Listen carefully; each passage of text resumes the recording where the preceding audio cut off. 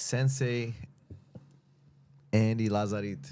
What's up? Last time we talked, you said it was 2021? 2021, yeah. I Or just did a looked it up. podcast? I think it was like April, so I think I got my black belt in August. You gotta look that up, man. I think you were one of the first ones back I was in the day. I was right after Duane when the first No way. I was Like right after number two? Duane. Yeah, Oh, no, I was number 2 or I think it was number 2. Yeah, Damn. I was the second person who started. Who did Okay, them. man. Well, congratulations and It's been a minute. belated 2021. I know. 5 years I can't later. believe it's been that long. I thought I was like I did it last year, and I was like, oh no. That was cool to have him come by after the fires and everything, right? This last that was, workshop. that was really great. cool. That was a great workshop. That was so much fun. So many people showed up. It was a great time. It was cool to meet some of the black belts too. Yeah, from the other around the people from country. I know Sensei Duane's goal. He wants to, before he passes, he wants to have 100 black belts. Cool. That's like a goal he has. I don't know where he's at now, but I'm number 13. I was trying to be the first 10, but it didn't happen. It's all right. He's been around for. How many people I told you first 10? Oh yeah. I mean, you can count. We can count. We can say, right? But like because he's been around for so long. No, wait. I was the first 10. I was the 13th on the Black Belt podcast. That's what it was. I was the 10th. I think I was the 10th one. the You- 10th. Yeah, I mean, I was the 10th TJ Dillashaw was the first, probably, Yeah. right? Yeah. And then, I mean, you got to be right Yeah, there because we I were was with them first. I was the 10th, but I remember because we have the Black Belt, the BMT Black Belt podcast, and I was number 13 on there, episode 13. Okay. That's what okay. it was. Yeah, that's what it was. Yeah. Okay. That's cool. First 10. That's it. Yeah. Good. I know it's some good company in there. You know? Yeah. I've known Duane forever. I mean, he's been, I mean, if it wasn't, right, he's been like so long. He's been in the game. And I always tell people that when I started here, the first time he came for testing to test me, my brother had DVDs when we started training. My brother Elton, who passed away in September, he had DVDs. That's how we started training, with some DVDs, watching DVDs, and it was Duane and Boss. And we didn't. I mean, we're just trying to follow the DVDs. And so that the first time Duane came, I was like, "Hey, look, I'm not gonna fanboy over you and this and that, but like, check this out." And he's like, "Oh shit!" He goes, "Those are the first DVDs I ever made."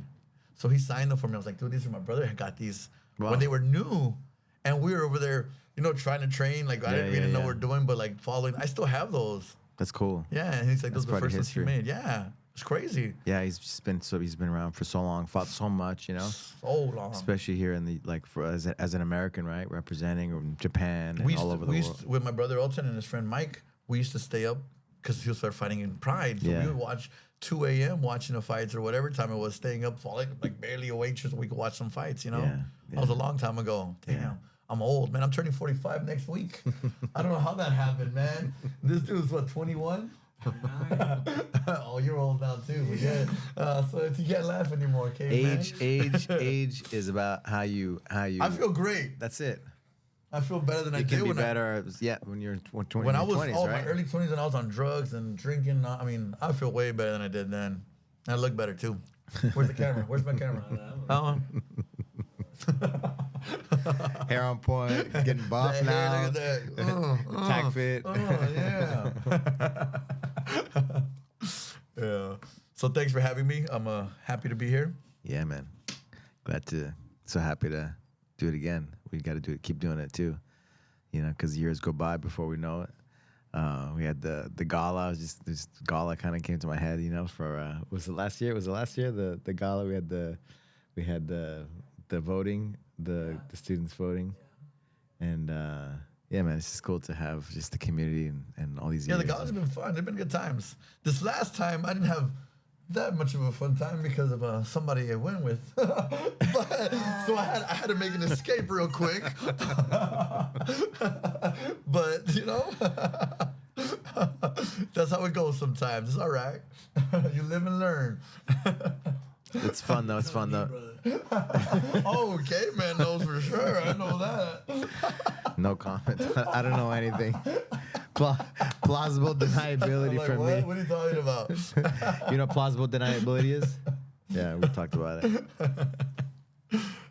Yeah, but the galas have been good. They were a great idea. I'm like, they're fun. They're a good way to like hang out and like see people like outside of here, because we're always here training or sweating and this and that, which is obviously great and stuff. But like being outside of this environment and like people act, and then meeting people's like wives, husbands, yeah. whatever, boyfriends, girlfriends, all that stuff. It's cool. It's like Yeah.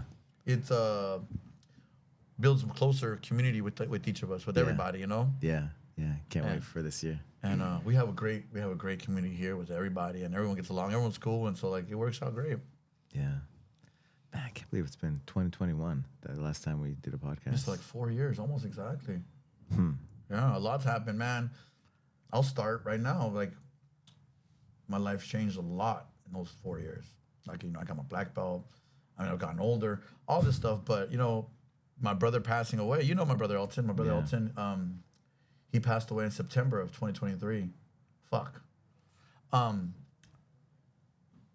He died of colon cancer. So he had been sick for a little while. He didn't know what was going on. He worked for SpaceX, and he lived in Simi Valley. So he was driving to Torrance, a long drive. And at some point, he kind of was like missing work, and he was being kind of secretive. I don't know what's going on. We really didn't know what was happening. And then little by little, he was missing more and more work. And at one point, he just stopped going to work completely. I mean, it was weeks that he wasn't going to work, and he was kind of like, he just said he didn't feel good. He was going to the doctors, and they just misdiagnosed him, which is, it gets me really pissed off about the whole medical system. Like, after this, even before it already, but now, man, the whole medical system we have here is just bullshit, man. Like, he was going to the doctors for months trying to see what was up. They were saying Crohn's disease, or colitis. They were saying all this stuff. And like at his age, he was 45. Like a male at 45, like he was having problems. Obviously, to me, like one of the first things you do is colon cancer, prostate cancer. Those things are things. I went and got my colon checked in October, and it was a promise I made to my brother, because if he would have gotten checked sooner, maybe he would have been okay. Because colon cancer is something that's very treatable if caught early. And so they misdiagnosed him for I don't know how many months. And then one day he calls me.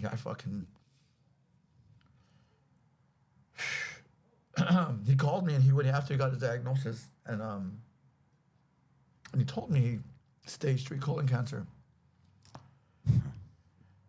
And I didn't know this. I didn't know anything about colon cancer. I know anything, it never, nothing like that had affected me as much as my brother, man. I fucking shared a bedroom with him for, I knew I was gonna cry, for fucking 20 years. Like, there's not many people that I'm closer with, He was 2 years older than me. We did everything together. We went to school together. We got jumped so many fucking times coming home from school, like, so many things. He's a DJ since he was 15. So he was 15, I was 13. And he needed someone to help him, carry the crates, carry the speakers. So luckily for me, I was going out and I was partying with him every weekend and carrying crates and records and speakers and all that. So we spent so much time together. And so when he called me and told me, I fucking lost it. Because, I've lost several people, man. I lost my best friend Dave to cancer. My fucking cousin, my brother Chepe, we grew up together. He died at 31 from cirrhosis of the liver. And these are people that are like super, super, super close to me. Like, and 45 is not that young, but it's not old. Like, there's just no fucking reason people be dying at that age, For sure. And so then he got diagnosed, and he was doing okay. He started doing chemo and all this stuff, and learning how to like work his. It was a crazy thing. And then one day he just collapsed, and he was taken to the hospital, and they had to put him in a drug-induced coma, because his body was under so much stress that like he couldn't relax, and he couldn't his body couldn't heal if he's so stressed out and not resting. So they put him in a drug-induced coma for like 10 days, and honestly, like after that, like it was never the same, man. Like, you don't realize how quickly your body will deteriorate he just shriveled up into. I mean, he's always the big guy, man. He played football. He was like 250. Hardy, right? He's- Always so positive. Always supporting all the. He was the my other biggest years. fucking supporter, man. He Yeah. out of all my family, he's the one that went to the most fights of everybody. He took his lady. He took my nephews who train with me now too. Like at Sityodtong, he was training with me. When he was training, he came here when I started here. yeah. He was here Yeah. every day almost for out of the first 2 or 3 years, bringing the kids. The kids saw this, saw him training. Biggest supporter, and I mean, it was 7 months in the hospital with him.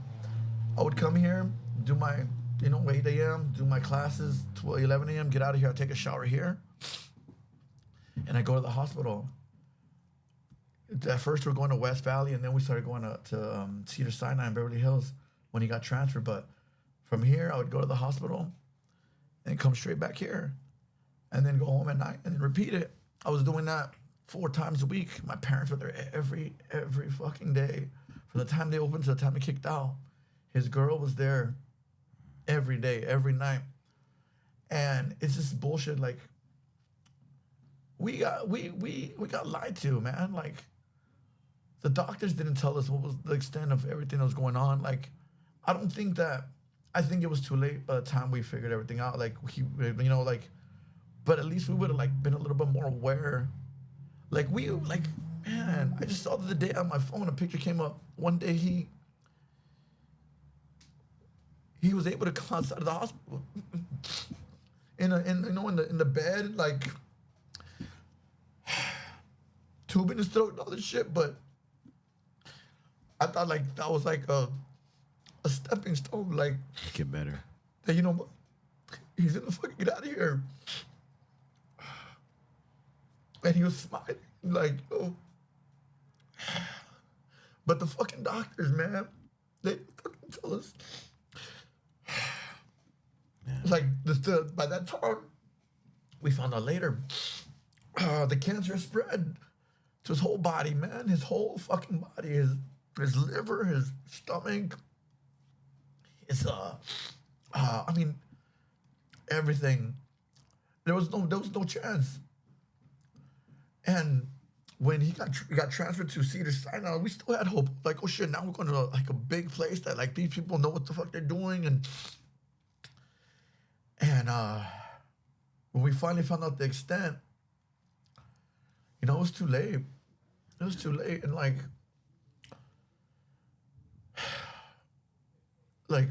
I saw a video on Instagram. Instagram's stupid and all this, but sometimes good things pop up. And it's Billy Bob Thornton. And he's talking about his brother. His brother passed away, and he's like, he's never going to stop, never going to stop being sad about my brother, never going to stop talking about him. Look, I'm fucking crying, like a fuck. It doesn't. Anybody that knew your brother, I mean, it doesn't go away, man. Yeah. It doesn't go away. And I post shit about my brother all the fucking time because he's always on my phone. Yesterday I was working in my car and I grabbed this torque wrench that he gave me, and I was like, shit, He's always even now, I get stupid shit happens, something with the girl or something with the car or whatever. I want to text him. He's always been the person I call, I text, and something good happens. I'm like, hey, I got my black belt. Hey, fool, I got my, and he's not there. It's like those feelings haven't stopped, and it's like, fuck, man, this sucks. So it's like the thing with Billy Bob Thornton. He's like, I'm never gonna stop honoring him. I'm never gonna stop talking about him. I'm never gonna forget him. And I'm not. Like, if people get tired of hearing it, too bad. You can go away, you can walk away, but I'm not gonna stop, man. It's crazy because the last 18 months or so, right before my brother died, my dad's big sister was in the hospital, and she died probably a week before him. And then that was kind of the beginning. Then my brother died, and in 18 months, I had 9 people die in my life that we know closely. And then my dog fucking dies, and my dog was fine, completely fine, nothing, and my dog was fucking everything to me. That was the closest thing I have to a fucking son. And one night, he was just acting weird. I knew something was up. And the next day, I asked my friend to go check on him because he didn't want to eat breakfast. And like, I was like, I know something's up. If he doesn't want to eat, like something's up. And I came to work. She calls me. She's like, hey, you know what? You should take him to the hospital. And I took him to the hospital, and 2 hours later, he's fucking dead. When the vets came back and said he cancer, I fucking lost it, man. I was like a fucking crazy person in that room. Like, I was like, are you fucking kidding me? He had a cancerous tumor that burst on his spleen. Out of nowhere. I had no fucking idea. He was totally fine. The day before, I took him to the cemetery to go visit my brother. And my mom and dad were there, and we all hung out and had a great fucking day. And that was the last fucking day I had with my dog. And like, fuck, like stupid things, like I coming home, having this like happiness. No one's ever as happy to see you as your dog, Like, there's that old joke that's like, lock your dog and your girlfriend in the trunk of a car, and they see who's happy to see you when you come back. Your dog's gonna be fucking. Your girl's gonna be like, motherfucker, what the fuck, But, it's been a fucking. It's tough. Man. It's been a rough last 18 months, and I mean, my cousin got killed last year in February. She got hit by a drunk driver right in front of her house. We just celebrated her anniversary the other day. I went to Bakersfield 2 weeks ago for that. And so much fucking loss, so much fucking pain, so much heartache. And it's just like, there's times just like, fuck, like, what do I do to deserve this? Because I feel like I just give and give, what we do, we give and we give. And people take and take. And a lot of times people take it for granted, But when I think of your brother, I feel like he's in you, like that energy, that positive energy, that love, that care, like that just the positivity that you guys were like very similar, but he was like this like big guy that he was always like there. He's a big old supporter. Yeah, man. So yeah, I don't know. I was like, I wanted to talk about him because, like I said, no matter what, I'm always gonna bring him up. I'm always gonna talk about him, even if I look like an idiot crying in front of everybody. I don't care, It's like after all this pain, all this suffering, all this loss and heartache, and sometimes you just want to be like, fuck this, like, but through all that, I still, come. Now I'm fucking happy, and I'm coming and making everyone have a good time, because that's what makes me feel good too. And like I said, yeah, there's times when people take us for granted. People come and take and they just leave or talk shit about you or say something. But it's always worth it with the people who do appreciate it and who support and who love. Because when everything happened with my brother, I mean, the amount of love and support from everybody, from you, thank you for all you did. I mean, everybody from the gym. I mean, at his funeral and his viewing, the amount of people. I mean, it's far. It was Whittier on a Friday night. It took a long, I mean, there was no seats. There was no parking. There was so many people from here, from Sityodtong, from just Muay Thai, people from my car club, people from family, people I haven't seen in 20 years. I saw my ex-wife. She came. I mean, like, I hadn't seen her in 15 years since we got divorced because it was a nasty divorce. But we reconciled, and now we're friendly and we can talk. And, like, it's amazing to see, and I'm super appreciative of all that from everybody, every single person that had reached out, that supported, that just said, hey, I'm sorry. Like, there's nothing, like, after going through all this shit, like, I've learned that there's nothing anyone can say is going to make anything better. There's not. You can say whatever you want. People say all kinds of stuff, and I was really angry at first. I'm like, shut up. Like, I don't want to hear that. Like, he's in a better place, or God, I'm like, no, don't tell me that shit. What's a better place than being here with his kids and his wife? Like, I had a lot of, like, what do you call it? Like, survivors remorse, they call it, when this first happened, because I was like, of all the people, like, why is it him?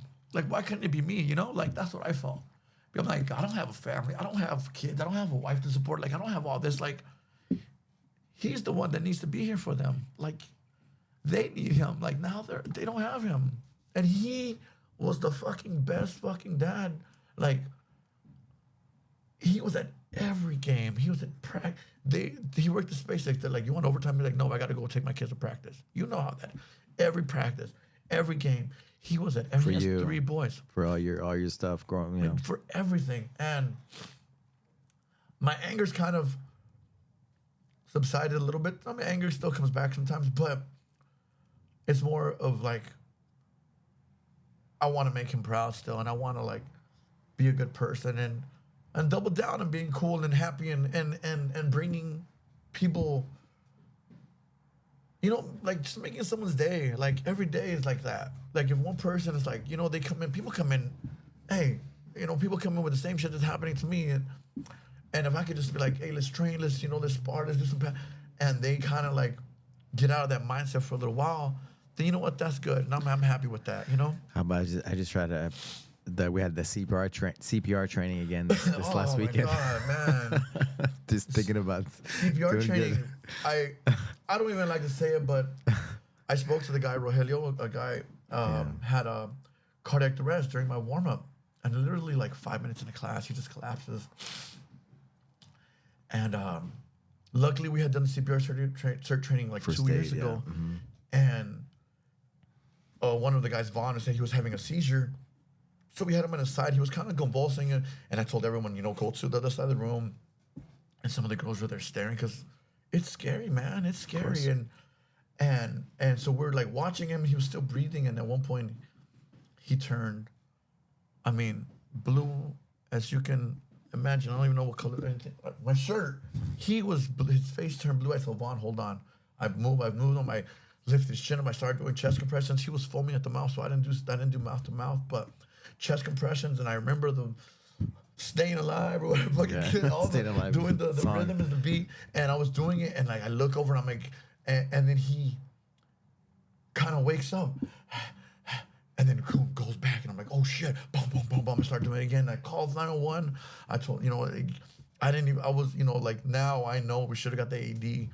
I wasn't sure how, like, you know, it's. And we did the right things. You did the right things. In that situation, I don't wish that on nobody. But you didn't hesitate. No, right? I did. I started, and then chest compressions. He would wake up, and then boom, go back out, and like his eyes rolling back. I mean, but you right away. Somebody called 911. Yeah, right? Because the fireman came quick. I mean, the guy. I mean, he was dead on the floor. He was dead, and in my head, man, I was like, you're not gonna fucking die. I was like, you're not gonna have another person die, you know, and then. Afterwards, you know, the ambulance came. They took him and everyone was like, "You okay?" I'm like, "I'm fine." And then I got in my car, and then it was like, whoosh! All this just came while I fucking lost it, and like, the things I was thinking was like, again, like, why couldn't I help my brother? Why couldn't somebody help my brother? And so all that shit just gets in your head, and like, oh. It's like, I can't think like that, you know? But Rogelio texted me on Christmas. I was at the cemetery. My brother's birthday was on Christmas, on December 25th. And Rogelio texted me. He's like, hey, man, just want to say thank you again for giving me another Christmas with my kids, because he has daughters and his wife. I met his wife and met his father-in-law. And the amount of appreciation that they have, and they were just like, I mean, super, super grateful. I mean, the dad grabbed their hands. We had a circle with Andrea and Enrique and did a prayer. And his wife was like, and like, all that was like, just meant so much, you know? It's still like, I have those thoughts like, why couldn't that be my brother? Why couldn't he be okay, you know? But I'm super happy. And I mean, that's like one, right? But every day, like, we don't know what's going on in people's lives, right? What they have 100%. going on, and Yeah, we you help never people, like, giving them a positive outlet and changing their mindset, and, you know. So, even like in that kind of a situation, but it's nice to.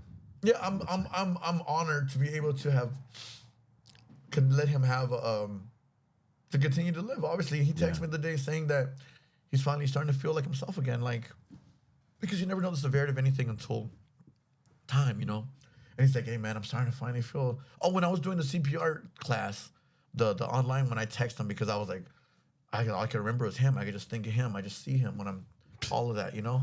And he's like, I'm fine, trying to feel like myself again, man. Thank you so much. And it's like, wow. Because he didn't have any brain damage or anything, right? No, because no, you he acted said- right away. That's Yeah, like, and I it was was like- nice to see the cafe, the girls from the cafe, like learning. That's Yeah, the story. everybody That's needs like to- everybody's like, okay, well, we got to do this. Yeah, you know? I've been doing 'Cause you never know. I've been doing this since 2003, man, and like that's the first time that's happened, and it was fucking scary, man. It was scary. I hope everyone who took that training took it seriously, but I hope they never have to use it. But if the situation comes up, then at least I hope that they're able and ready to actually use it and save somebody's life, man. You know, Yeah. because it's crazy. It still fucks me, and it's intense. But God bless that, you know. Like, Yeah, it I worked mean, out, I'm right? super, like I said, honored that I was able to help him, and I'm glad he's able to still be here and with his family and his kids, because same thing. I think about the kids. I think of my nephews, man. I love these kids, man. And you see them; they're here every Wednesday training. I wish I could get them more, but you know, they're in Simi Valley. It's a little bit of a drive, but they've gotten all into it. They love it, and I mean, it just fucking makes me feel so good to have them here and train, and like, it just feels good, man. It feels really good to have them here and being able to like share something with them and spend, you know, an hour with them at least, just one-on-one with them. Stuff that like I wasn't able to do before, or it didn't do before. So many, you know, you have so many I should have, would have, could have, all that stuff, but there's no point in thinking like that because you can't change what's already happened, you know. But I'm so happy that they're still here, and I hope they continue to come training with me, and I hope it becomes something that we continue for forever, you know. Becomes a part of their life, It's just right? part of their life, like my oldest nephew. He was wrestling, he played football. He's like the athlete. He played everything, so he knows training and how it goes. Like, you know, the other two have come a long way, man. They've come a long way just because I don't work with kids so much, you know, and just seeing like things you don't think about. You don't think about how to use your body, and then you're like, oh wait, they don't know how to do this. They never learn how to like move your feet, even like say push-ups to engage your core, because you're like, oh, flopping around, and you see the progression, and you see them getting better and like understanding how your body works and how to use your legs and how to balance and all that stuff. So I mean, I see those improvements, and I'm like, I see it in them. I don't know if they realize it, but I'm like, dude, you guys are doing great. Little by little, it takes, you know, time to get there, you know. How about our kids, the kids Muay Thai program? Dude, they're doing awesome. Roadhouse, man. I'm telling you, Roadhouse is the perfect guy for that, man. The way I see him working with the teens and like I said, things that like you take for granted. He's like, did you guys drink water? And they're like, no. And I'm like, to me, like, I don't have kids. I don't even think about that. I'm like, of course you drink water. But then I'm like, oh, wait, when I was a kid, I didn't drink water. I drink soda or juice or whatever. And then you're like, make sure you're drinking this much water every day. Before, make sure you're wearing deodorant because some of those kids get smelly because, you know, you're a teen, you don't know about that stuff like that. And, but yeah, some of these kids are getting really good. Some of the teens have moved up to doing adult classes with me also. And a couple of guys, we might be getting into fights pretty soon. Hopefully, we'll see how they do. But, and Irene with the little kids,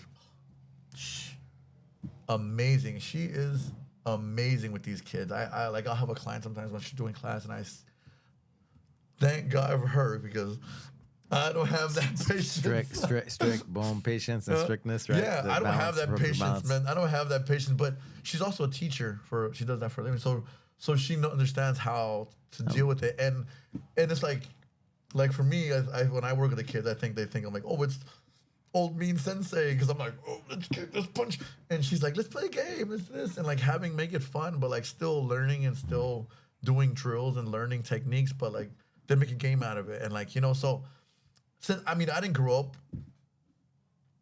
with martial arts, I didn't grow up with like playing sports. I was skating and doing drugs and drinking like at a young age, like that was like, so I didn't have any of that, like I didn't have anyone mentoring me, like this, that. And so like, I see them doing that. And I'm like, dude, that's awesome. Like, and now on the flip side, I have to remember sometimes to step back because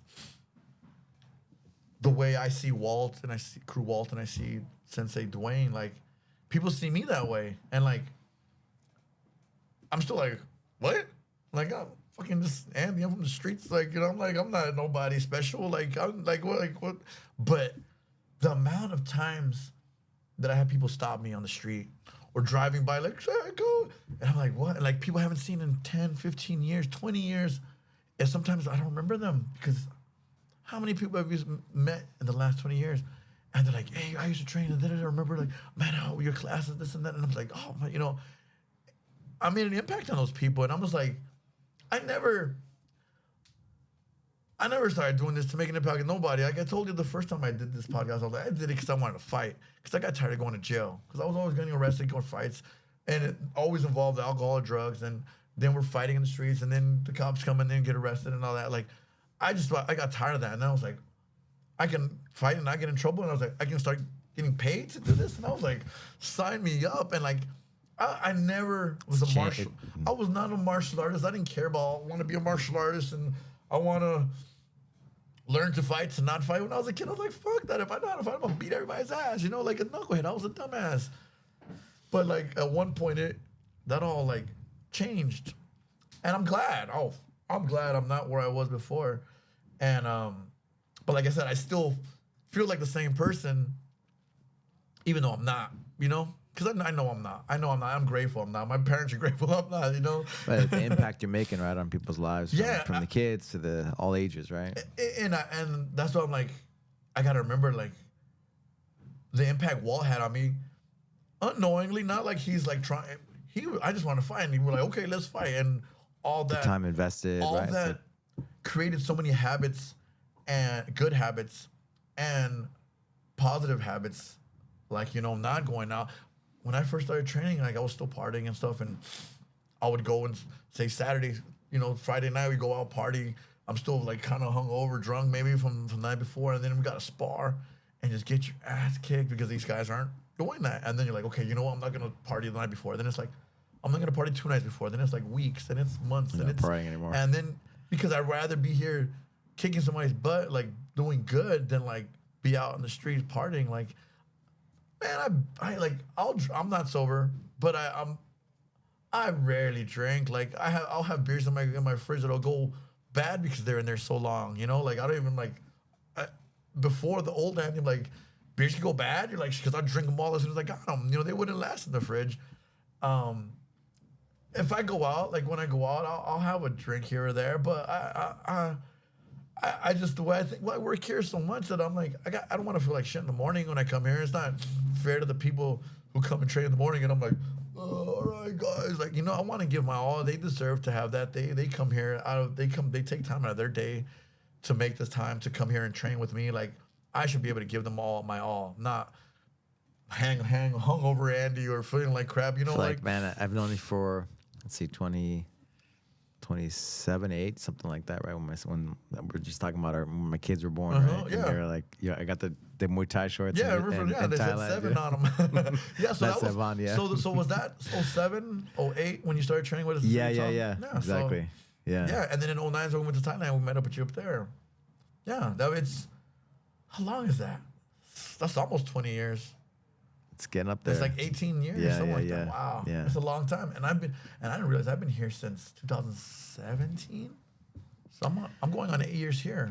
Like when I just have the memories, because I used to train like during the day, and then sometimes I would be able to come in the evening time, right, at the Sityodtong to train some Muay Thai. I'd bring Rio Shonen with me and some different guys, well-known MMA guys. And I just remember your enthusiasm, because I think you work too, right? You had a day job and you come in at nighttime, but you were just like full of energy and just pumping everybody up. Yeah, I used to work from 5 a.m. to 5 p.m.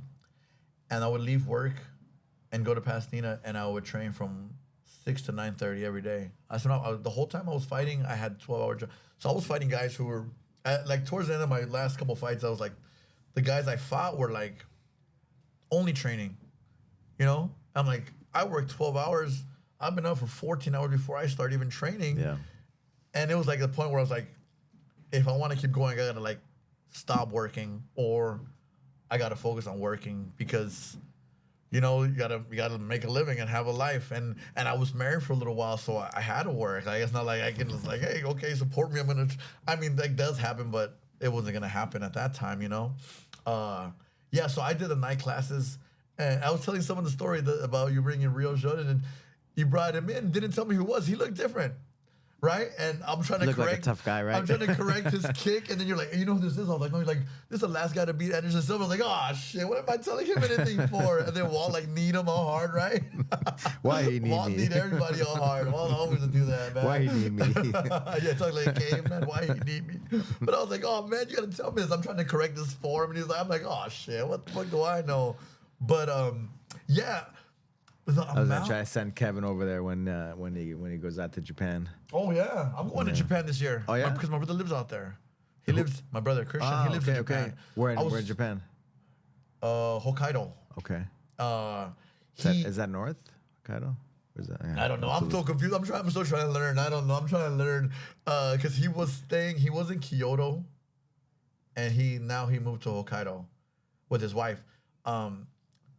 Because she's a doctor, she's from Japan, and so their whole relationship, she's been in Japan working 4 weeks or something, and then comes home for 6 weeks and doing that the whole time. And so then now finally they were gonna move in 2020, then all the shutdowns and all that happened, so they didn't happen. And then when my brother got sick, they're like, we're not leaving, before, like this.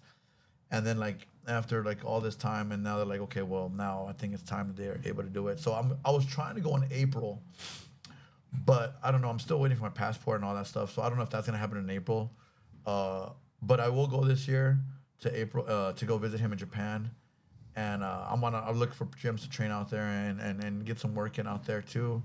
And then in August I'm going to Mexico. My nephew from my oldest brother Rene, who passed away in 2002. The oldest son, my nephew Rene, he's graduating, getting his PhD. So he's doing his internship right now, and so he's gonna be a doctor. So we're gonna go out there and awesome. That's great. I was like, what? Like a PhD? We're like, dude, we're fucking so proud of this guy, man. And so yeah, so Japan is coming, Mexico's coming. I'm going to Denver in June. Denver. Mm-hmm. Yeah, because Duane's Sensei's having the seminar. We're gonna go out there, and more than likely get Moises, one of the guys. He's gonna become a black belt too. And it's funny because where's Moises? Moises, he's from here. Moises. Yeah, he. It's funny because the first time I went to train in HQ in Denver, my first partner was Moises, and he's really good. He's already good, and it's definitely time for him to get his belt. So that's the plan. So that's in June. So I'll be going a little bit of traveling this year. Thankfully, it's been a little while since I've been doing stuff, so I look forward to that. You know. Yeah, man.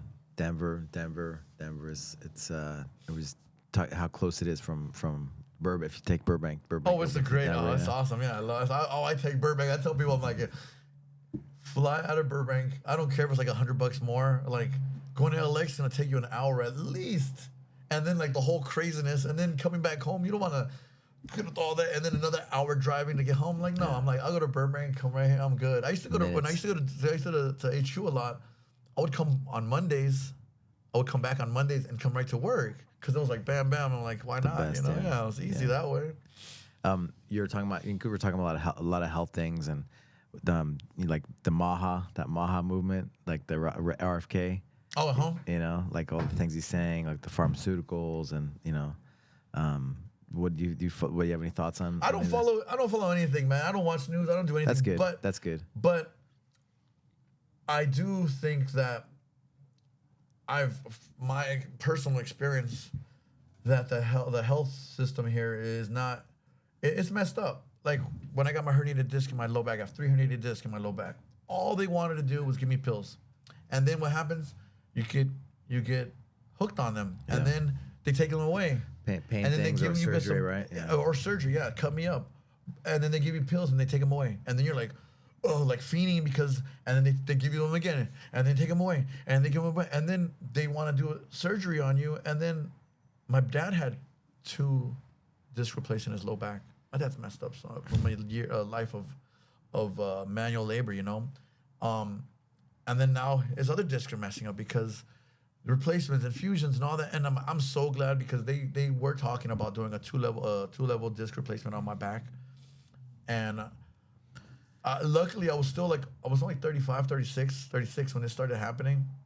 When it got really bad, I mean I had to get off work. Yeah. It was a big ordeal. It was a huge ordeal, and it was terrible. And like they want you to sit at home and do nothing. And they got videos of me walking my dog. They got videos of me changing my brakes because they're trying not to give me money. They're like, oh, why can you do this? Or the gym is the first place they look for you. Why are you at the gym? It's like the gym is where you're gonna get better. And I've gotten better. Right? I've gotten better coming and doing I told you before. Fit, Like I've learned. Your shoulders, like you have this pain out there. Yeah, I had a torn rotator cuff, my low back. Now, the last maybe 2 years ago, I had 2 severely compressed discs in my neck, and my arm was, killing me. And one of the students, Dr. Brian, saw me, and he's like, "You ever done chiropractic?" And I was like, "Oh, I was kind of like leery of it. I had done it." He's like, "Let me adjust you right here." It'd been like 6 weeks. I was paying acupuncture, massage, cupping, scraping, whatever it was, just trying to get better because I couldn't sleep. I mean, I would sit on the couch because I couldn't lay down, and I didn't know what it was. He adjusted me, and it was like instant relief. I went home and I fell asleep, the best sleep I've had in weeks, and I still go to him. And my dad is going to him now. I just took him recently. Last week I took him, and there's people that don't like chiropractic. Fine. It's all good. Find your flow, right? For me, I tell people depending on the chiropractor too, right? Yeah, and the amount of help that is done for me, and what has helped me, and how the difference in the way I feel. It's worth it to me. And they're like, well, you have to keep going back. I'm like, you have to keep going back to the gym? And they're like, well, the real doctor. I'm like, when was the last time a real doctor did something for you never had to go back? They never do. They're going to give you some medicines. You have to come back and get it. Or they give you surgery. Or they say, oh, it's 6 months from now, we'll do another checkup. So it doesn't really matter. Like, it's never one thing fixed. And at the same time, you didn't mess up your body on one day. It's like years and years and years and years of doing something wrong or sitting wrong or walking wrong or lifting weights wrong or whatever it is. It takes time to get that to undo all that. All that damage this way. It takes time to open everything back this way. Yeah. And that's stuff that we do in TACFIT. So how has TACFIT helped you? TACFIT's helped me huge. I do it now. I do it less now because I'm so busy with clients, but I do it. Part of your routine every week. Yeah, right? 2-3 times a week. That's my thing. And at the same time, even if I don't, I'll do my warm-ups with my clients. So I make myself do it with them. And so then I'm getting my stuff. Into flow stuff. All that. I do that with my clients. And sometimes, especially like the younger ones, they're like, oh, this is weird. Like, why are we doing? I'm like, and then afterwards, they're always like, oh, wow. Like, I feel better. And I do it with them. So then I feel better because I get my work too because I got to hold pads and do that. And if I don't do that, it affects me too. So, I do it 2-3 times a week. I want to do it more, but I also got to make money, so Yeah. So the balance. But I used to have my 9 o'clock signed off. I wouldn't take clients because I was doing it 5 days a week, sometimes 6 times a week, and I love it. It's great. I really like the new format. The Monday Wednesday. The Monday Wednesday.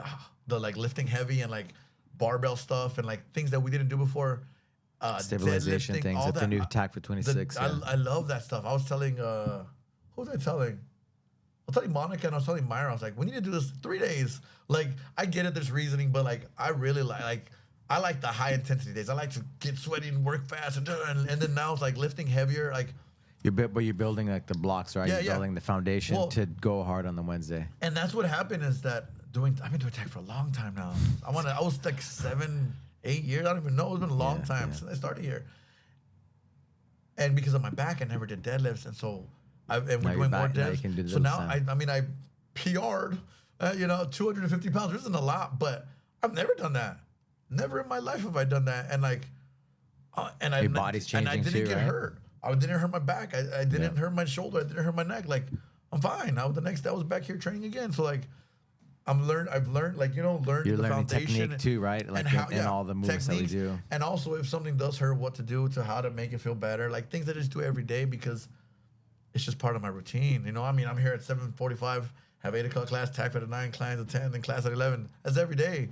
And then come back at night, and do it again, 5:30 to 8:30. So it definitely, it's just part of my everyday and day-to-day thing. And I'm grateful and fortunate. And like I said, we're talking about age. I feel better than I ever felt. Like physically, I feel better than I've ever felt. I'm stronger than I've ever been. I was listening to a podcast last night, and the guy was like 41. He's like, I'm strong. It was a USL, Brendan Schaub. He was talking about, he's like, man, But he's like, now he's on HGH and TRT because he's not fighting. And he's like, if I was like this when I was 25, he goes, oh, you guys better be careful. But I was like, I feel like that now. I'm like I said, I've never lifted 200, nothing. Like, I want to get to, my goal is to deadlift 200, which now I've done. I want to bench and squat the same. I don't care about lifting heavy. Well, like, so people that do, fine. But like for Muay Thai, it's not something that's going to benefit me for Muay Thai. Like, even with Tag Fit, like, I don't go heavy. I do lighter weight. I mean, to challenge myself, but I'm more about performance and speed and explosiveness than trying to lift as heavy as I can. And like, you know, so I use that as like my strength conditioning, which all benefits my Muay Thai. But everything I want to have. We were saying that with Coach Matt on the podcast with him. Strength training or strength conditioning should make your sport better. It shouldn't be your sport. It should make your sport better. And I remember when I first started doing Tag Fit, I got so much stronger. My kicks, my punches just got so much more powerful. Whether it was just because I've gotten looser or more mobility or just stronger. Just better. Or both. And more connected, right? And so that's what I do. Like, all that is to make my Muay Thai better and to make me feel better. Yeah, the Kwisasan quote, your strength and conditioning shouldn't get in the way of your sport. It should only help you at your sport. See, I watched it. See, yeah. I watched you, man. Where you at? You better watch mine. I better see you watch my podcast, Matthew. Come on. It changed my mind. I was like, what? When you said that, I was like, what? I was like, oh shit, because I was like, exactly what I thought. I was like, this is making you so much more stronger, and I'm kicking way harder. I'm punching harder, and at the same time, you're doing the high intensity stuff, like your heart's going, so your cardio is working, and so it's just compounding on top of everything else. I was doing CrossFit, right? I was doing CrossFit because there was no Tag Fit, right? And so I would always ask Scott Son, and he would always help me and give me tips, you know. But it's basically like its own sport, you know. And so like whatever your strength and conditioning is, whatever you're doing, you should be better. Even if you don't have a sport, you're just better at life. Right? Yeah, no, better. You should feel better. 100%, yeah. I've never done CrossFit, but I like the way that Tag Fit is set up. That, I mean, when I first started, I mean, my back was bad. I mean, I was going with the smallest little weights, and there'd be like some of the women in there way heavy, and I was like, I don't care. Like, I'm here to get better, to make myself feel better, make my body feel better. And little by little, like, I started going up. And you know what? I guess I'm going slow. And I tell everyone, you can take, some people will go and try like once or twice. Like, you used to have shoulder pain. And like, I don't have shoulder pain anymore. Like, you forgot that you had that, right? Come and they'll do it like, oh yeah, my knees still hurts. I'm like, it's not gonna be once or twice, even a week, even a month. Like, you just got to make it part of your routine, and like, it does help. Things start to get better, but other things might get better first. Like when you're trying to say you want to lose weight in your face, or you're gonna lose it on your legs first, or you're, you know, like, so it's a process, and like everything has to come together, you know. Yeah, I did the CrossFit at my house. I worked my house. I worked my schedule. And then I get focused on something, and so I kept almost every day of the week, and then even got certified and all that. But man, I was broken. Yeah. After like 6 months, I believe it. Like a year. I committed like for a year, and then I like reassessed like the next year. I was like, man, like I'm on my shoulders, everything's tight, you know. And you know, so I ended up I started phasing out, and then eventually I found the Tag Fit cert, and I went to the Tag Fit certification. I was like, oh man, you know, I knew this is good for me. And then I, you know, fast forward, right? I did my level 2, my Tag Fit level 2, my team leader back then it was called. And man, I was like phenomenal shape, like strong, great shape, right? Training hard. And man, I never felt better in my life. In my mid 40s already. Yeah. That's crazy to think of for me too, because I was talking to someone recently, and I was like, I remember my dad when he was my age, and I was talking to my dad and telling him about that, and I was like, how old were you? What year were you? So I was like 20 when he was 45, and it's like such a different life. I mean, he had kids and a family. He had to like work and support. So, but like the way I feel, the way I look, I mean, the way I act, I like a fucking child still, you know. But that, like, that's just part of it, though, right? It's so different. Stay young at heart. And like I told you about Kru Walter, like, I mean, yeah, man. So abs, and he's 60, 62, something like that. And I'm like, I'm gonna be like that. I'm gonna be that person still in my 60s, still like going hard, still like I told you, he'll kick the shit. I'm like, not for a sick, he'll kick you for anybody. He'll kick you hard, and then you'll feel it, you know. And so I like, that's my goal, is like longevity and feeling good and looking good and and just being in a good place, man. Like, just being good with everything, and being in martial arts and like the whole world of martial arts, and it's just a lifestyle, and that's one thing that I do like about Taekwondo too. It is like a martial art too, like, and it's just like it's a practice, something you do, day to day or a couple times a week or whatever it is. Part of that, and so that's like I do Muay Thai every single day, and like and like all this stuff is just like things you got to make part of your life, and routine, yeah. And that's my routine. And I remember one thing I remember is being in Thailand, training. We get up, we eat, we train, eat, go to take a nap, then we get up again and train that, and it was like that's the life of a fighter. That's the way, and people always like, oh, you got to go to Thailand and live that life. I'm like, that's the life I live now, like here, like. What are you talking about? Like, that's what I do every single day. I take my nap at 3 o'clock every day, so don't call me at 3. Don't text me. I'm sleeping. Every day. I got it. Because the way I see it is like when sometimes I wouldn't, and then I'm tired for the evening classes. And it's you got to recover, right? Yeah, it's not fair for them. I'm tired. And they showed up after work and whatever, doing the kids. And I'm like, all right. So I want to be able to give them my energy still. And like, and I do. When I'm done for the day, I'm exhausted. I mean, because I give a lot, man. I'm yelling, I'm screaming, I'm training, I'm punching, I'm kicking, like all day, every day. And like some people like see what I do and they're like, oh, they think you could do it. I'm like, you could probably do it a day, maybe a couple of days. Try doing it. 8 years, 23 years. 23 like, years, come on, like that's where you're gonna see a difference. And like that's not easy. I'm not saying I'm all badass or anything, but that's what I do, and that's my life, and that's just my everyday, and I'm super appreciative of it because, like I said, I've worked crappy jobs. I mean, I loved machining. I was very proud to be a machinist, and it was a difficult job and technical and something that not many people do, but after a while, it's miserable, locked in the shop for 12 hours, and I wouldn't see the sun sometimes all day. Like, I would just go outside during lunch just to be able to see the sun for a little while because we're in a dark, dingy shop.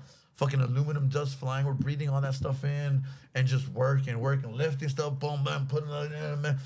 And it was a great job. I'm really proud of some of the stuff I did. I did some stuff for some for fighter planes and for space shuttles, and like I did a lot of fucking stuff for Cessna and most of our stuff for Boeing. I mean, I did the large cargo freights, which like the LCF is like the plane was so big that they put other planes inside of it to transport the planes. Wow. So I made parts for all that stuff, and it's cool. It's really cool, and I was like, that's dope, and like I was proud of that stuff.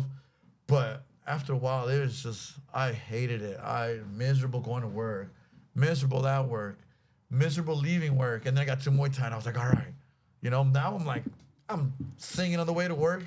I'm listening to whatever I want to at work, and I'm playing music. I'm having fun, talking shit, having a good time, punching, kicking my friends, and like hanging out, like helping others. Yeah. Like I remember you said you said that D one time said something. He's like, you're at work. You're just hanging out with your friends. I'm like, yeah, because especially the people that come day in, day out, and year after year. Like, there's not many people you spend that much time with that constantly. You know what I mean? Unless you're like married, obviously, and kids and stuff. But like for a normal like basis, you don't spend time with like right here. You don't. How often you spend an hour talking with someone like one-on-one? You don't, because we're all doing all kinds of stuff. So like today I worked with my client Dave. He's been working with me for like 7 years, and so he's my friend, and we talk shit and we have fun and we and it's like hanging out, but we're training, but like it's just fun. And I mean 7 years, I can't imagine how many hours I've spent with him one-on-one, nobody else, just me and him talking and training. But like you develop close relationship with these people. Like in class, it's a little different, but you see them every day. It's a lot of people, but certain people you see talking, you talk more than others, and you don't normally get that too much. You know what I mean? To spend just one-on-one time with someone for so long, over so many years. You get close that way. Yeah. Well, the private lessons are good, really good for that, and I really appreciate the private clients I've had over the years. When I first started teaching, like, man, like they become like close friends. Yeah, they become their friends. Their life events, and you know what's going on with their kids and their wife and daughter. Like, what? Yeah, and you're like, hey, how? You're like, he's 20 now. You're like, oh shit, I remember when he was 12. Like, like stuff like that. And it's like, Yeah, they become friends. Yeah. You know, they become not everybody, Family, but yeah. when you Yeah, for sure. long term, for For sure. sure. Like You one of the know? guys, Robert Gleckman, he ended up fighting too. Yeah, The pro fights. I remember him. Yeah, Brian I remember Avalon, him, me and yeah, Brian I Van remember Avalon, Gleckman, made it yeah. happen. He was like, man, I want to, he had a like bucket list, to do it. I remember him. Yes. And yeah, he made it happen. Yeah, that was a long time ago. Yeah. Promoted some fights and had a lot of fun. Yeah, it's good. It's just fun, man. Like I said, I love being here. We have a great team. We have great people here. Well, program's huge, growing more and more every year, every day. More people coming. We have a couple people fighting, and like I said, we're not a fight gym. I come from a fight gym. I know what it takes. Josh, Josh Aragon at ATA, and he is killing it. That's my homie. I've known Josh since the first day I started training, and we were similar in the ways that we grew up, in the streets, and so we met, we connected that way, and we hung out outside of the gym a lot. And to see him now, I mean, he has people fighting at one championship. He has, people fighting all, and he has stacking those belts up, and they're killing it. They're killing it. He has a fight gym. Sityodtong is a fight gym. I know what it's like. We have a couple of guys that'll fight here and there, but here, like with Sensei Duane, he said when he started his gym, he wanted a martial arts academy, a dojo. That's what he calls it. And people end up fighting still, but it's not like fight gym. It's different. It's a different It's energy. like a longevity, lifestyle, right?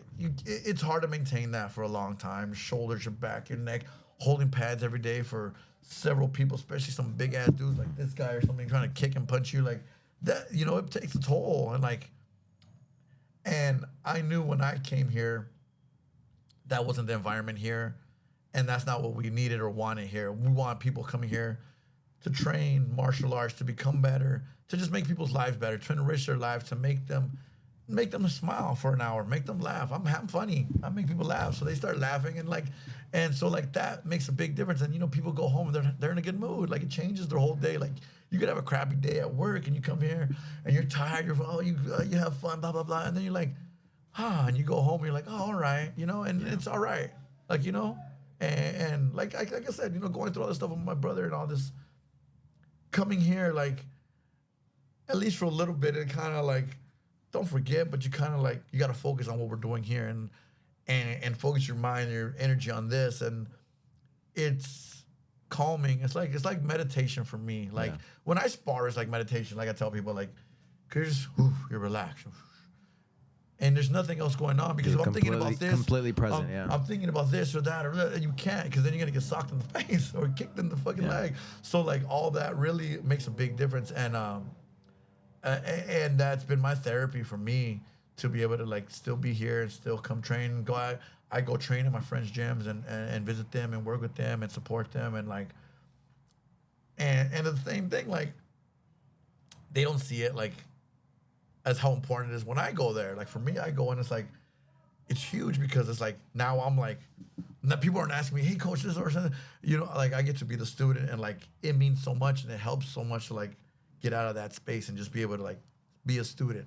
That's something Sensei Duane always says, like being a student. Like you gotta, that's never stop being a student, always trying to learn. And people do things differently and some people say incorrectly or not, but learning and I always like people who come here but have other like experience in other types of martial arts or even Muay Thai but from a different place. I'm like, I'm not trying to change you or stop you. Like I want to make that work this way and like taking things that work that I show you, mixing them in what you do here. You know what I mean? Your style, yeah. And adapting it exactly. So I'm not gonna say stop doing those whatever taekwondo kick. Taekwondo kicks. I won't tell you to stop doing that, but we will have a place to put them in the right place, right, Irene? And so, like, figuring that stuff out. EB2. But we learn how to use them in certain ways and certain things not to do. And it really, I think it makes everyone better in that sense. It's like, I'm not trying to make you me.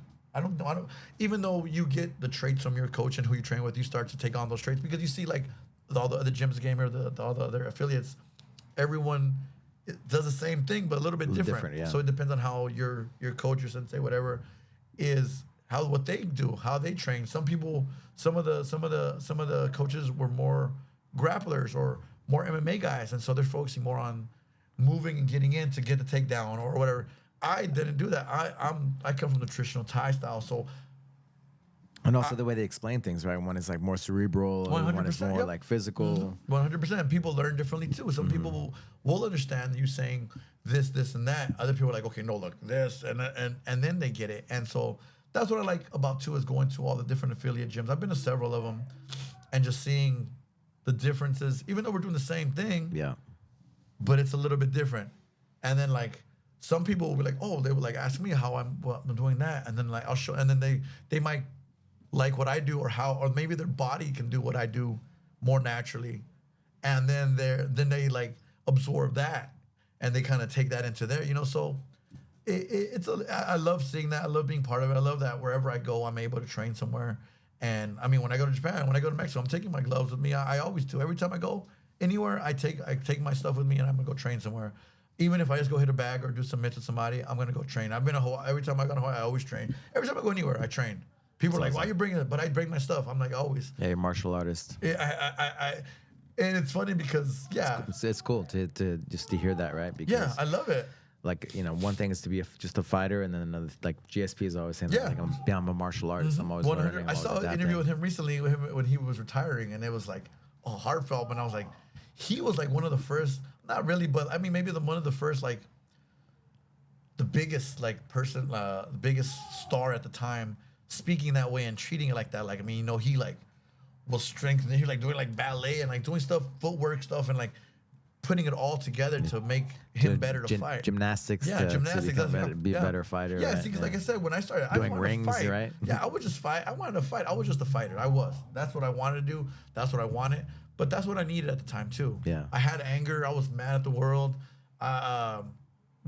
Poor me, just pissed off because of this and this and that. But it's stupid, and angry at everybody. And I'm like, man, how much energy it takes to be mad? It takes so much. Like, I know people who are mad and upset at this and this, and I'm like, it's a lot easier just to be happy and be nice. And like, yes, we all get life thrown in our face and stuff happens, and it's easy to be pissed off and mad about something, but it's a lot easier just to be like, let it go, right? yeah, let it be. Let it be. Let it be. Let it be, man. Things At happen. the end of the day, it's not good for us. We all are gonna have bad times, and bad things are gonna happen, and also good things. But when those bad things are happening, you gotta learn to like accept it. Obviously, we gotta deal with it in our own way, but it's not your fault. I'm not gonna be mad at you because of that. Like, like in your day to day, just let it all go and just be chill. And I've put a lot of work and a lot of energy into that. And something Duane also is, don't take things personal.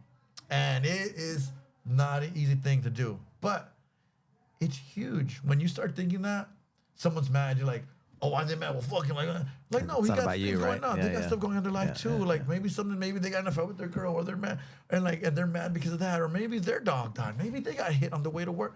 Like, so they're mad and like, just chill. But then, like, come back and be like, all right, like, you want to talk this out? And for me, I've learned, for me, it's hugely beneficial to be able to talk about what's going on and share. And some people don't like that. I feel it's helped me with relationships, with everything. Is talking stuff out, things that happen that I don't like, or things that happen that, suck, whatever. Talking about it. And the more you say it, the more, then it kind of gets easier. It kind of softens the blow more and more. Like talking about my brother, it doesn't get easier, but at the same time, like I said, I can't change it. But like, I mean, like a year ago, I would still be crying. Yeah. Like I would not stop. And so things have changed a little bit. I mean, they still suck. Like that's never gonna get better, but I don't know. It's just different. It's different. And Like there's that book, the Tribe, and like, for example, the guys PTSD, like they go to war, right? And they stuff happens, trauma happens, right? And they come back, like he was given an example of like Indians, right? They would go to war, and they have to do, kill people or do whatever they got to do, to survive. And then they come back, and then the whole community, they're able to like let it, to talk about it and communicate. The whole community comes around them, right? The whole tribe. oh wow, I didn't know that. And then they're able to like kind of let it go. That's It great. See, helps. and that compared makes to like sense to me. our soldiers that come back and they're like They're isolated by themselves. By And themselves. then Here's some pills.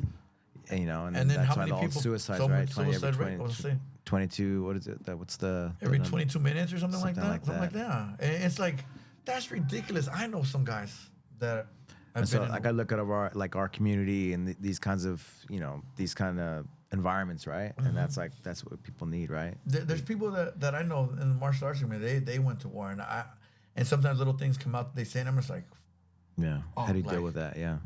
and they don't have the support, and like, what? Like, how can that even be an issue? I have no idea how that even happens.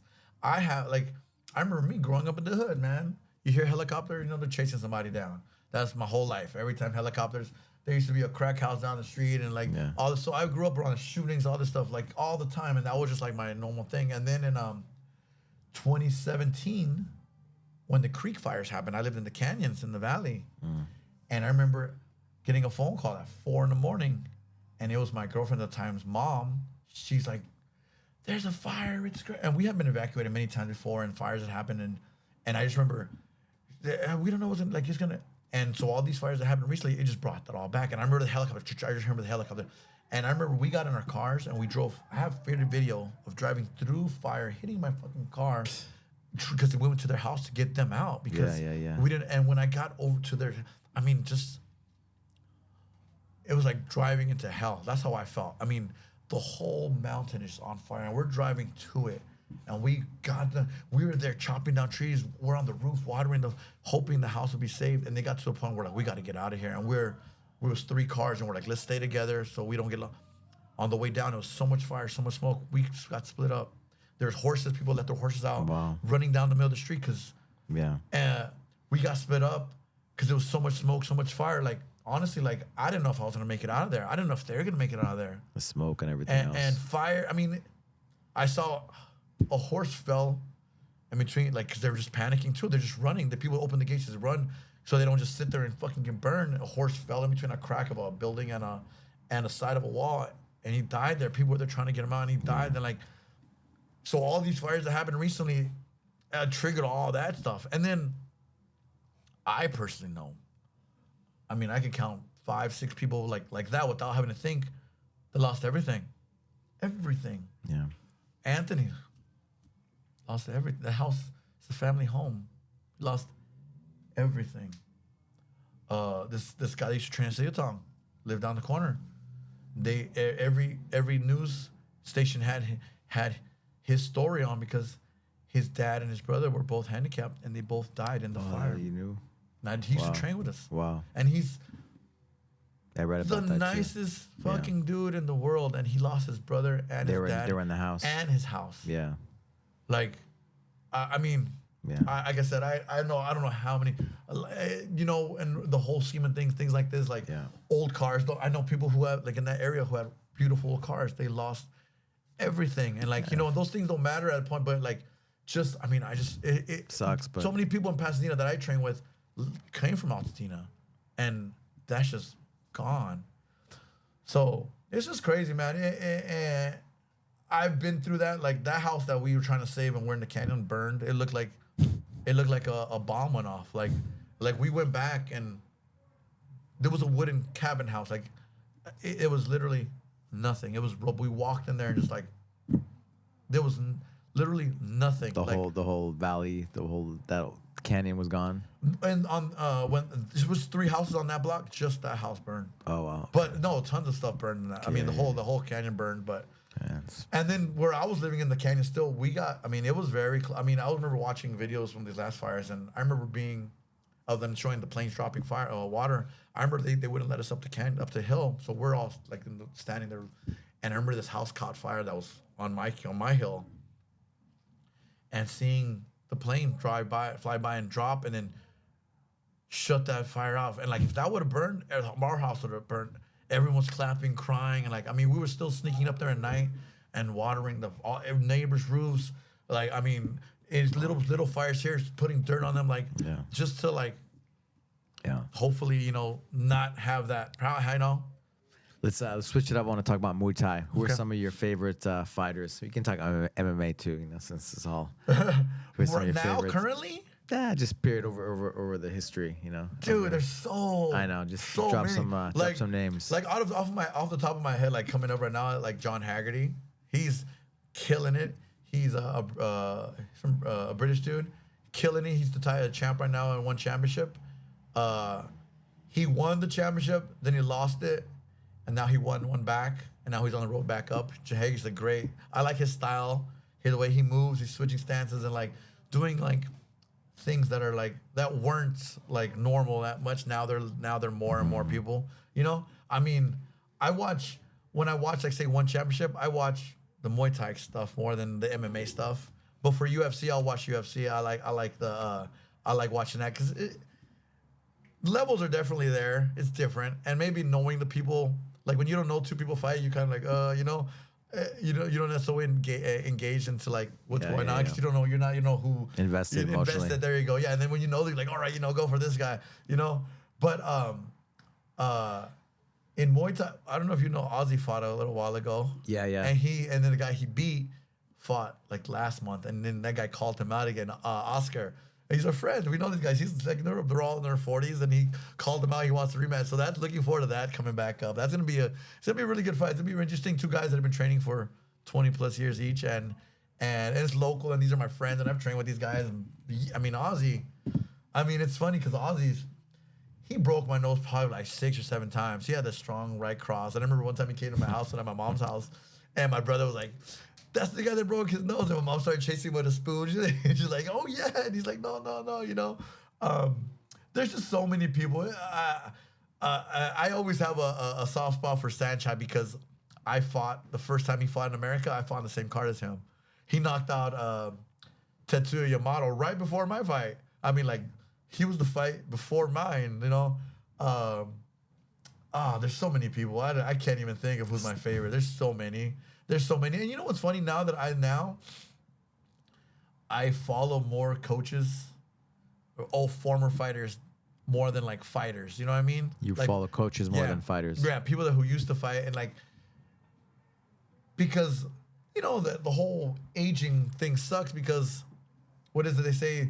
There's a saying like it's about like the curse of getting older. I don't remember, but What's the gist? I'm way better now than I was when I was fighting, but I'm 45, so I'm not gonna fight. You know what I mean? It's like you're like the youth is wasted on the young. That's what it is. That's it. Yeah. You're like, because you see these guys now, and I remember the older dudes telling me, do this, and I'm like, yeah, shut up, old man. And now I'm that dude, and then they don't listen still either. And you're like, oh man, like to be able to have the knowledge and the info and the everything, like just the mentality that I have now if I was 25, The magic is to have a young guy that being coachable, listening, right? And absorbing that stuff, Someone like having that wisdom being absorbed, yeah, and having the youth, right? Yeah, because I mean, how many years I'm sure you like older dudes are like, oh, do yoga, make sure you're sure. This is what I would do. I would work 12 hours lifting stuff and making parts. Get to the gym, and then train for 3 hours. That's all I would do. I didn't do anything. And the strength and conditioning, I only did it when I had a fight.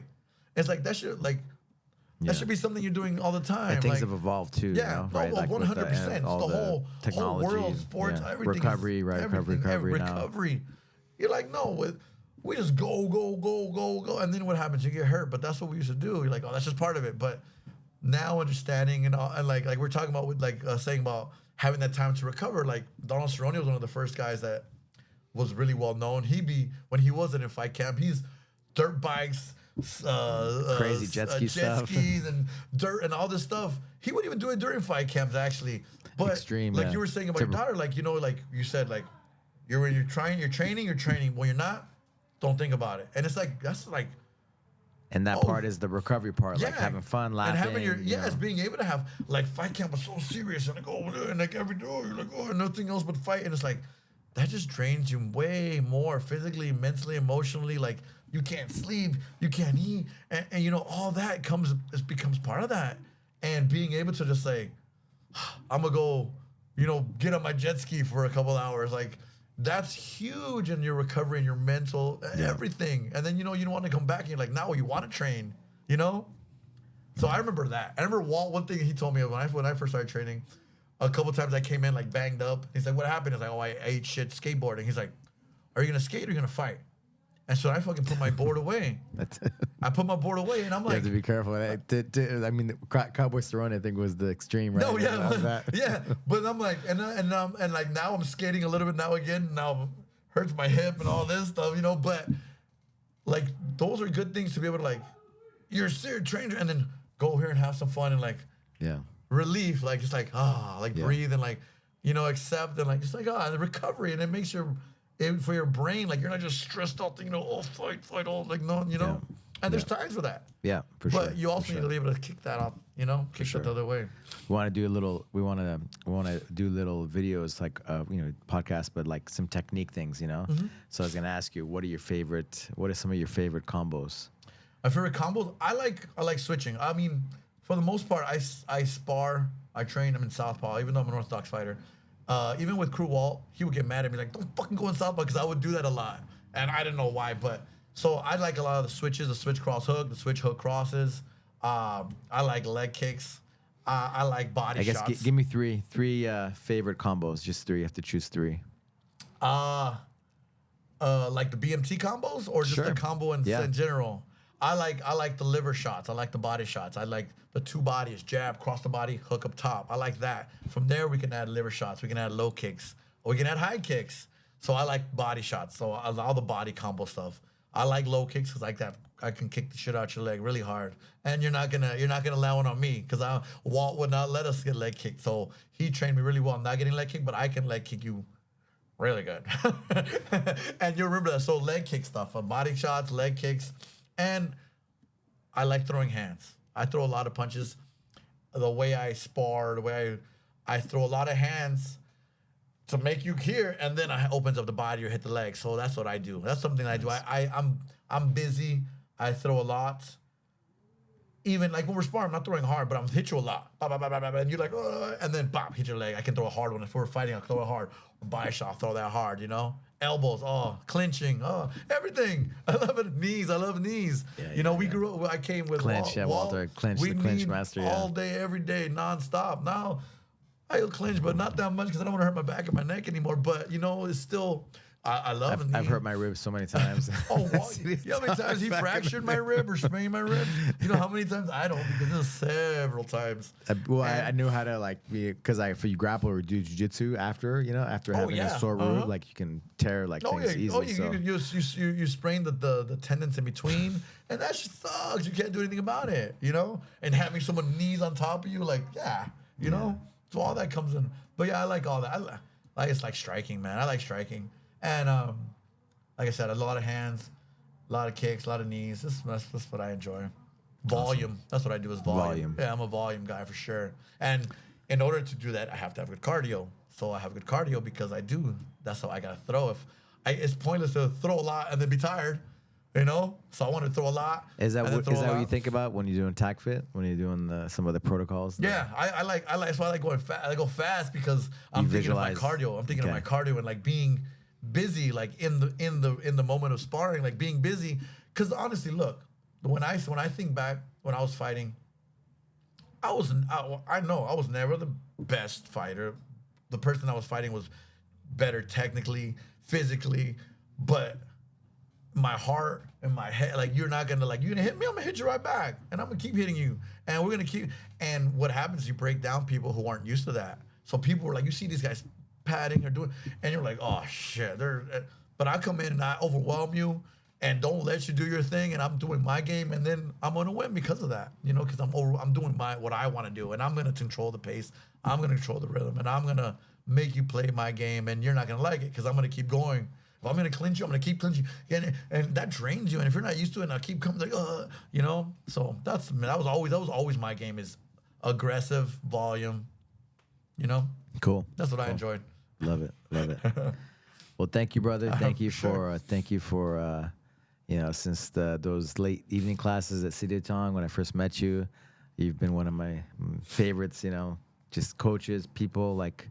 on the mat, and it's been an honor and pleasure to know you, to be around you, to have you be a part of all the things that you do. Like I appreciate you, and I know we all appreciate you. We love you. Thank you. Love all this that you do place. for all of us.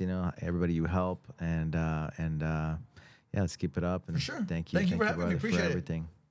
Legacy Los Angeles, baby. Bang Muay Thai. Thank you very much.